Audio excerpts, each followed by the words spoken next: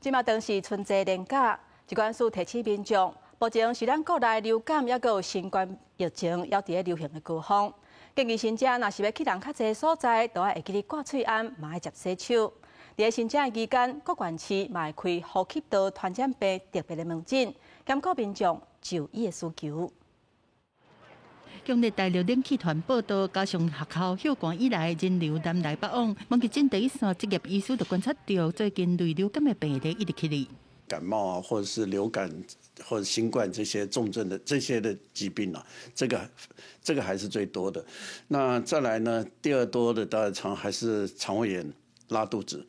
疾管署的监测资料显示，讲1月以来，真侪种呼吸道病原体是做伙伫个社区内面活动。根据英国的经验，急诊类流感的就诊人数会伫个过年时阵到高峰。顾到民众就医的需求，各县市开呼吸道传染病特别门诊的病院，拢总156间，有2科特别门诊。门诊是可以优先来利用，避免说导致急诊的拥塞。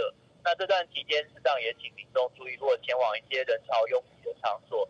注意戴口罩、勤洗手，特别是没有打疫苗或者是这个本身身体免疫力较弱的族群，长者等等的话，建议做好这些防护措施，以免在疫情当中遭受影响。疾管署嘛提醒较虚的族群，亲像65岁以上的老大人，也是慢性病属这高危险群，伫个天气较冷的时阵，要特别注意健康状况。拄着过年，原本在食药啊，嘛要继续食，袂当家己甲药啊停落来。出去佚佗，也是亲戚朋友食饭，拢要注意手的卫生。若去人较济、空气较无好的场所，拢要挂喙往。类流感的患者若开始袂喘气、意识改变，也是低血压，都要较紧就医。